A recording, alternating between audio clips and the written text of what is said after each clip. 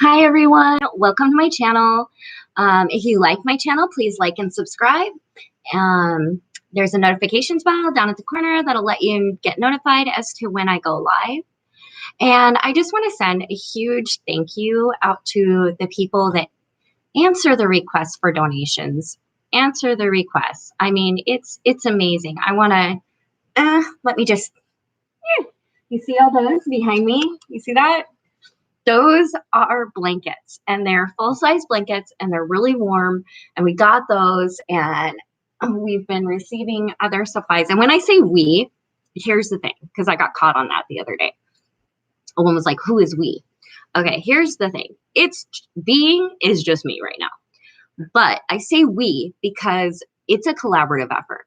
There are many, many people involved in outreach. And so when I say we, I mean this huge collaborative effort that makes sure that supplies get out and focuses on housing and focuses on, evidence-based, data-driven solutions. So I want to talk about some updates in my life.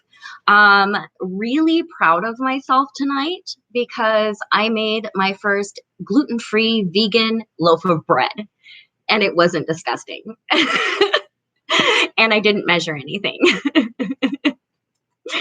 So for not measuring, not ever done it before, and throwing it in, it turned out pretty good. I gave it down to Gypsy for them to eat. They were out of bread. So that was really awesome. I'm really excited about that. And as I was studying today, I found my little portfolio thing, and I found these little, and I guess I shoved these in here. And they're these little cards that came with my last planner. And they're all these like grateful things on here, like things to be grateful for. Like this really touched me unexpectedly, and a sweet gesture a friend made.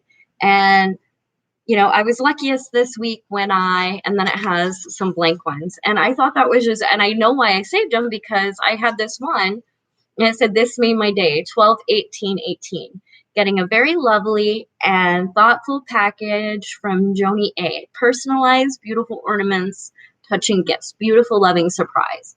And I have to say, this is beautiful, but if I would be out of these, if I would have remembered, I think that I definitely would have needed like 100 times more than this, because I am so grateful for everything. And so I saw these and I'm like, yay. So I'm going to start doing it again. Now that I have a workspace and I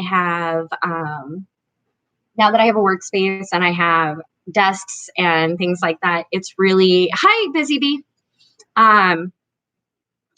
It's important for me now. I can do my studying better and really, but I've learned one thing, as you see the wagging tail behind me, that when I am at the desk, that is when little munchkin butt Rowan wants all the attention.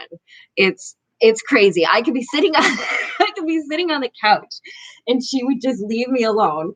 But here, come here. Can you say hi? Can you say hello? Yeah, say hello there. No. Hi, Tatum.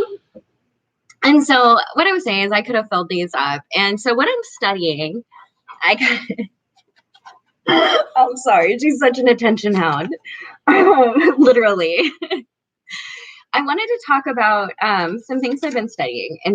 We're in the process with One Health, where we're looking at environmental, plants and animal and beings and all of that. Roberto, happy Halloween to you, and Halloween is tomorrow night here in Canada. Yeah, Halloween is tomorrow night as well. Rowan, that's enough. Go dog out. Dog out. No, leave me alone while I do this. Yeah. I will be honest though, I'm not a huge Halloween fan. It's great. It's a party, but I have to say, I'm one of those people that just absolutely loves Thanksgiving and like Christmas, just the season. Like, I don't like going outside. I don't like being cold, but I love the tree and the ornaments and everything else. So right after Halloween is probably when I put all my stuff up. I'm one of them people. Maria, your hair looks lovely. Thank you so much. And she is, though. It's crazy. Like I said, I could be on the couch and she'd be like up behind me. But since I'm in, I got this great office chair. Thank you, C. And which I have to throw out a shout out to. And her C, you know who you are. I appreciate you. And Liz, I'm just gonna say thank you. Not a fan of Halloween yet. It's not that I'm not not necessarily. I don't have small children anymore. My children are grown. I don't go to any place that has like costume parties at this juncture. I spend my time researching or painting or working on the things that I believe are going to solve these humanitarian crises. So, hi, Dalia. I hope I pronounced your name right. So anyway, what I've been studying is pretty much ecotoxicity. And what I'm looking at are the factors that influence and impact those who have to live outside in their lives. And one of the things that impacts the unhoused or people who are displaced is contaminants, especially in urban settings. And there's some pretty kick-ass, like serious contaminants in urban soil. And that's not their fault. That's not the people who are residing there's fault. It's our region's fault, our city's fault, our country's fault for allowing those contaminants. So the liability actually lies with the region, the leadership. That's where the liability lies, not on the people that are forced to live there. And so what I'd like to show is that with the long-term costs associated of having to lay in contaminated ground, we're looking at long-term costs per person of just insane numbers. We could just rent them a place. It would be much, much cheaper. So I'm trying to bring that to the forefront of there's all these different things that, you know, as a society, as public, we try to push away from ourselves as far as liability, but we do have a liability in this. And we do have a liability when it comes to especially contaminants. So that's what I'm looking at right now. We had some exciting news. Hopefully, I was out with Seattle homeless dogs. Yay. If you follow my Instagram, I got some really cute pictures of the dogs that were there. I even got to hold one with these big ears. It was great. Like these little, they just stuck out like this. It was so cute. So that was really great. And when I was there, one of the managers was like, hey, we're looking for like a clinic. And I'm like, aha, One Health Clinic. So got a hold of Vicky. Hopefully we'll get that going. Also, if you are in a rural area and you would like someone to help you set up harm reduction services and help your population learn about what that means and what that is, I am definitely on the route of trying to do that, because our rural areas are some of those that are, you know, really impacted by the opiate and meth crisis, but they're some of the ones with the least amount of services. And honestly, the least amount of knowledge is how to go about this. So I think it's important that we kind of spread those services. Other exciting stuff. Pretty much just keep it on top of for like a week. My brain just like skipped out and I couldn't learn anything and I was just having a hard time. But now I'm back up and going, and mind's working again, and function till the next time it kicks out for a sec. Are there any questions about what I do? Anything else? If you are looking to support our mission, there is a PayPal link. There is a wish list, an Amazon wish list. There is an address to send things to. So there are all sorts of ways to help out. And I just want you all to know, if you can't help out monetarily or donation-wise, the best way to help out, honestly, is if you've ever in your head said, I wish somebody would, and speaking about a service, look up and see if there is that. Volunteer your time. If they don't need time, which some don't, and there was actually a woman who had made a comment on Seattle Dog Site. She's like, well, how come you're always asking for money and not for time? And the post was about a veterinary need. And I was like, well, here's the thing. If you want to donate your time, you need to find out what your skills are or what you can offer. Because it's not always, unless you have veterinary skills, unless you are a veterinarian, we have to take these animals to a veterinarian. There is no time commitment in that. It's just a need. And so if you are a veterinary, great, volunteer time. But that was not the case. And I was like, okay, that's why, is because it's not always, there's funding, man. It's hard, which, that's the other thing. I'm learning how to write grants. So I am full bore into that and trying to learn all these new skills. But I'm rocking it, and I'm really enjoying life, and I have everything I need, and it's just really important to me. Like right now I have a fire going and my painting is, going well. And I just wanted to hop on here and just kind of share some updates with you guys. That's pretty much it, except for I am going to beg for fentanyl testing strips. It's on the list. We need them desperately. If you are able for harm reduction, it is really, really important.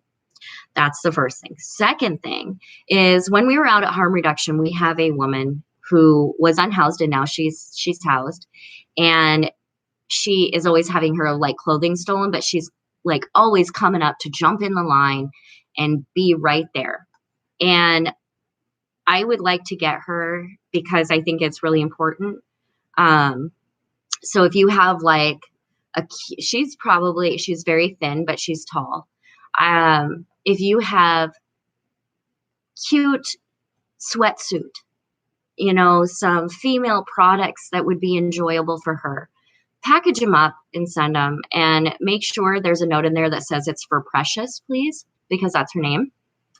And then the third thing is, there is a Derek needs to get a job, and he is unable to right now because he doesn't have a phone. And for some reason, he did explain it to me why he's not, and it was a real reason as to why he's not eligible for like Q-Link. And so if anybody is able to fulfill that need of a cheap phone with some cheap service so that he can get a job, there's an address to send it to. So if you can meet those needs, that's great. Very appreciated. Does anybody have any questions? Anybody have anything to say? No? Okay. Well, pretty much it was just updating. I am spending my night studying and listening to music. I've spent the day doing that, and it's coming along. And I'm going to, if you don't have a chance, you don't have to be pre-printed, but if you have like a little thing to just like write a little note about like good things that happen in the day, it really is something. It's something nice to go back through and realize how many beautiful things actually happen in our lives. Like how many absolutely just beautiful, wonderful things happens in our life. Busy bee, what am I studying? I am studying right now Ecotoxicity, and I am looking at the European models for evaluating those risk assessments, and I'm looking at the EPA's regulations for their risk assessment, because they're actually two different. The EPA focuses on pesticides, which that's not always what the contamination is. A lot of times it comes in heavy metals, asbestos, lead, creosote near any kind of roadways. So there's a lot of different contaminants in that. So I'm studying that. On the second side is harm reduction, of course, always looking at different methods to help those who are in the throes of substance abuse. Wow, there's been a lot. I've been on Mendeley looking at different grants, because it's important, I connect different nonprofits. So it's not like I'm looking for just one grant. I'm looking for several that may fit in with our different nonprofits. And so I read through those, and as of yet, it's kind of the end of the year. So I'm looking through, but I know that most of the grant opportunities are going to open at the beginning of the year. So right now it's just the research portion, I guess. And then also just kind of getting my numbers and data right. So self-harm reduction, not like abuse by another. Yeah, it is. Well, what it is, harm reduction isn't necessarily self-harm. It does do self-harm reduction, but we look at harm reduction in the aspect of public health. So harm reduction, it takes several forms. Now, abuse would be under a different form. How do I pay my bills? None of your business. Thank you. Have a good day.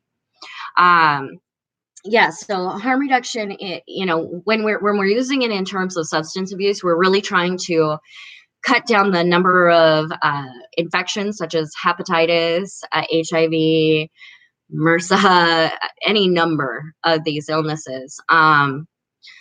When we're looking at harm reduction as far as, those blankets are harm reduction. It's anything that reduces harm either to the person, the environment, or society at large. So it can be as small as something like that, or like just one, like Narcan. Narcan is harm reduction. So it could be something as small as carrying Narcan to something as large as overseeing several different harm reduction nonprofits. Seattle Harm Reduction Coalition, which is one of the nonprofits I'm working very closely with, they go out on Sunday every 2 hours. And I was going out, but as it gets colder, just because of my health and the medications I'm on, I'm just not able to go out and have my immune system impacted by that. It's kind of sucks. So, but I do gather the supplies when they pick them up or whatever. But what we do when we're out there is we, number one, feed people. There is a food component, especially getting people vitamin C, because we're having scurvy return because people are not really dietary conscious. And then we have a lot of times we try to gather especially especially in the winter, we need warmy stuff for them. We need blankets. We need all these, do we need Narcan as well as fentanyl test strips? We need Narcan. The thing is it's we can get it from everybody's oh, get it from public health, get it from here, but they don't have enough. They really just don't have enough to go with the need. So what I'm trying to do, and I thought of, is maybe contacting the pharmaceutical company that has them. And it seems like there's just a lottery as to who they pick to release the Narcan to. So it's a work in progress. But yes, we need Narcan and we need fentanyl test strips. It's important. So yeah, that's harm reduction. So we pass out what we do is we pass out the Narcan and we push the fentanyl testing strips. And here's why. The fentanyl testing strips not only keep people alive because they can use a smaller dose. We don't want people dying. We want people living till tomorrow. So if that's the day they choose to get clean, then great. Then society has a new healthy member. It's reducing the trauma, reducing the damage. And then when we hand them the Narcan and the fentanyl testing strips, of course, we tell them how, we ask them, do you know how to use them? If not, we explain to them that you just need the baggie residue and that they don't have to, and to please, do a test dose, whatever, carry the Narcan. If you are just fine, and you want to not test or whatever, have your Narcan sitting out so that somebody can save your life. But what that does also, and we've noticed this, and it was kind of an unexpected side effect, is it opened conversation within the substance abuse community with each other. They started watching out for each other and having conversations about the risks and some of the dangers and watching out over each other to keep each other safe. So I think that's why another reason is really, really important, is because it's not just, it's so much more than just handing things to people. It does something within the community. It heals and makes an effort and literally shows people that we care if they live. We do. We really care if they make it through. And I think that's really important. Um, so that's what we do. What we are really looking at is I'm trying right now very hard to get us in with our law enforcement assisted diversion program, or REACH, which is Evergreen Treatment Centers, and try to get a case manager that is out there with us on Sundays, because I have found there is like literally no place that they can, if they say I'm clean today, I want to be clean today, there is no place that will take them right there. End of story. There isn't. Not in King County. I mean, there's one in Tacoma and there's one in Snohomish, but there isn't one in King County. So we really need those case managers out there, because we have been asked by people, we want to, I want treatment. How can I get treatment right now? And the thing is we know that with that population, if they are seeking treatment, it is important to have it right there, have it accessible, so that's one thing we're working on, is having a case manager, social worker out there with us to be able to help. So there's a lot of different, aspects to it. I'm also kind of studying the European model for its commitment without confinement, and some other programs to where we are focused on care, doing it the best way we can, and with compassion, dignity, and empathy. And so I think it's important to focus on those. It's a shame they can't take China to court and do to them as they are doing to the oxy makers. They can. I mean, there's international court. But yeah, it's a whole mess. It's a freaking mess. It's crazy out there. So we're just doing our part. We're trying to make it work, and there's only so many hours in a day, and I am studying my little butt off, and we all are, though. I mean, we're all working on this, and it's really important. And many of us do it because definitely not because there's dollars in it, but because it's important. And if you have that time, use it to the benefit of humanity, use it to the benefit of our world. Like, whether that be, seeking out some articles about, chronic homelessness or trauma-informed care. There's so many things, and there's so many facets. And what I always say to people is, I want to work us all out of a job. I want to study us all out of a job. So I think that's our goal, is to implement those solutions, knowing what the solutions are, knowing what to do to implement them. And it's important. If we all do a little, it adds up. Yeah, like my wife who taught ESL and GED in the prisons. Yeah, exactly. It does. It really does. That ripple effect is so important. I literally cannot say how many people that it just showing a little bit of how to do it, or just giving some inspiration, like, you can do it and you matter, and those ripples go a long ways, and those turn into waves, and pretty soon you've got this amazing collaboration of people that care and want to help, and now are understanding and having empathy.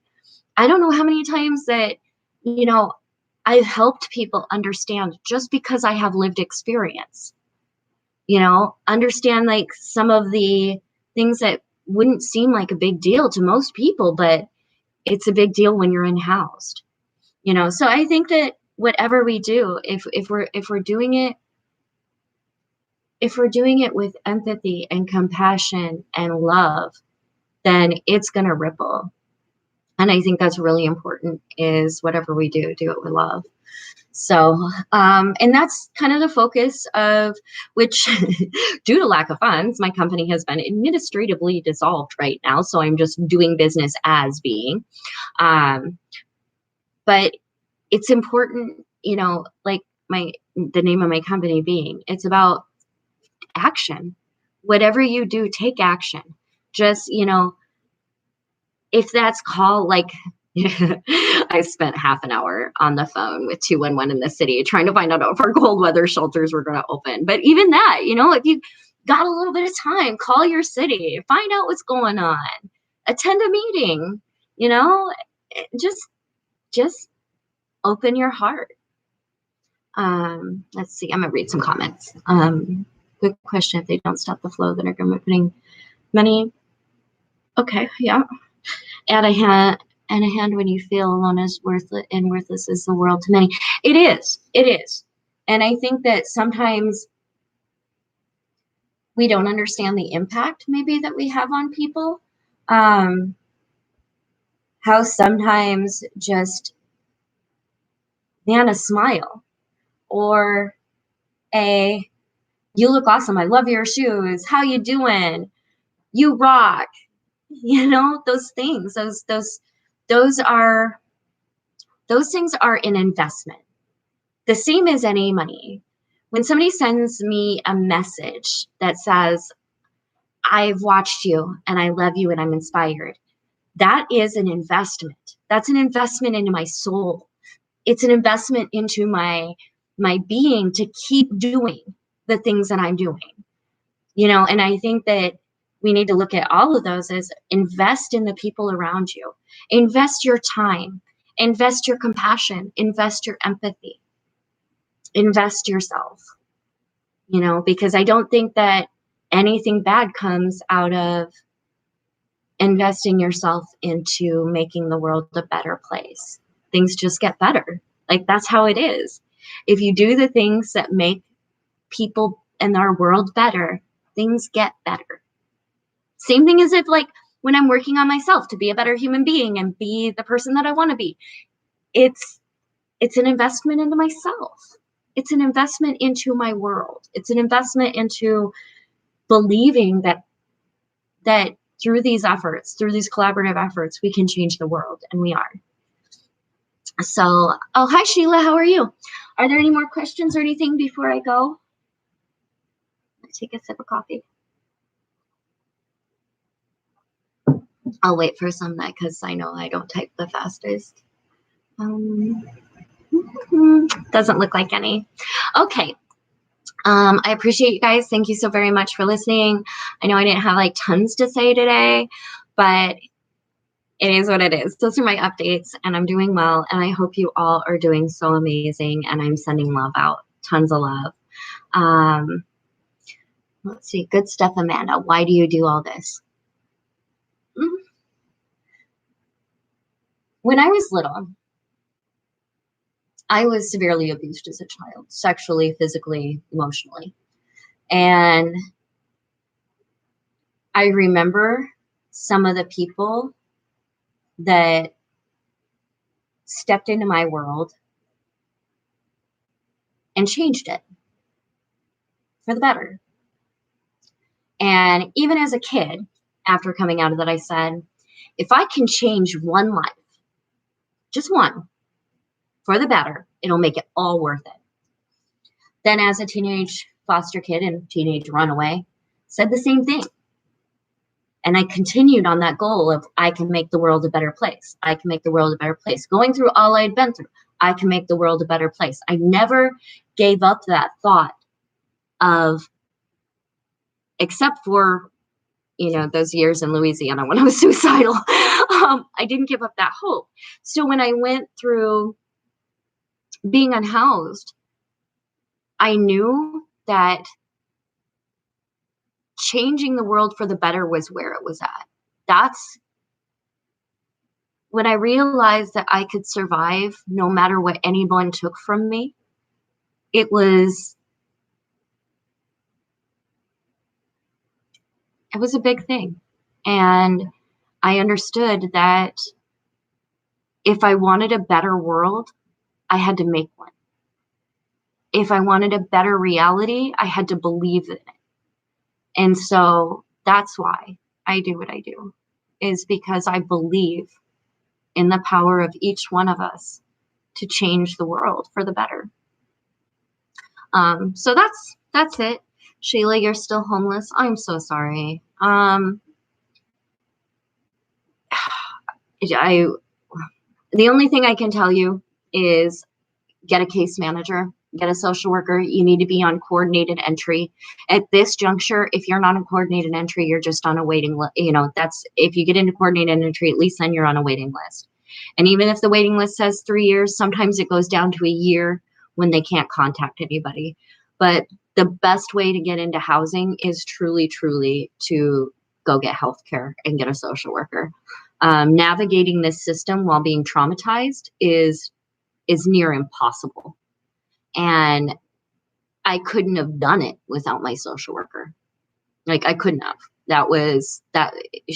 The people that collaborated to lift me up and out, that's how I did it. They invested in me as a person. And that's what I'm trying to tell, our city and stuff is, if you want a good investment, invest in people. Because I hear all the time from people that, oh, I went through it, so now I work with others that are going through it. Oh, I went through it, so I'm working with others that go through it. Can you imagine, like, if we could quantify the return on that investment into that person? It'd be amazing. It'd be phenomenal. But we don't quantify it. And I think we need to. So that's one thing I'm kind of working with the city. Maybe you haven't found the right social worker, but really, honestly, Sheila, the only way to navigate the system is through social work services. So my advice is to try again, because I don't know your area, but you really, like, that's it. Unless you are able to work and you can get a job, or because, like, I couldn't. I was undergoing brain injury treatment. Now I work from home. So, that's a big deal. There are people that can help. You may not have ran into anybody yet, but there are people that can help. You're in Connecticut. Is that what CT? I believe that's what CT stands for, right? Connecticut. I can try to look for some resources for you. I'm disabled, been trying to get a part-time job. What you need to do is get a good primary care provider. Getting your health care taken care of first opens the possibilities to you being able to do more. And you have to get that taken care of first. And you're in a very traumatic situation. Being unhoused especially is extremely traumatic. So the best way to go about this is get a good primary care provider. When you're with that primary care provider, let them know that you are vulnerable and that you need social work services, whatever other referrals you need, whether that be to, like, for myself, it's like rheumatology, ophthalmology, vocational rehab is another one that is excellent. And they will point you in the way of services. So that is extremely important. Make sure that you are in link with DSHS, which is Department of Social and Human Services. Most of the time you can't get anywhere if you are not engaged with those services, because they have to look at what your income is and make sure that you qualify for the programs that they're offering. It is a bunch of barriers. Definitely download the app Strapped. That's STRAPPD. It says it's for at-risk youth, but it's not. It's for everybody. The state says they can't help me because I am not paying rent. Huh. And that shouldn't be a thing. You really, like, if you're not paying rent, the state can help you. That's what they do. They get you on medical and food stamps, and then you go through the medical facilities to get treated for the trauma and other things, and they get you into housing. Catholic Community Services and Hope Link temp work. Catholic Community Services is one of those that they do sometimes. Hope Link is a great one. For getting especially bus vouchers and transportation to your appointments. So that's another one to look at. Definitely download that app, Sheila. See what you can find on there. Because another way to go about that as well, if you don't want to go through the healthcare system, is going to one of the active shelters and getting a referral from there and getting into transitional housing. So anyway, those are all possibilities, and I can talk about other possibilities later, but I am going to get off of here now, go enjoy the rest of the fire and drink my coffee. So again, thank you all very much. I appreciate you. Sending love out there. Bye.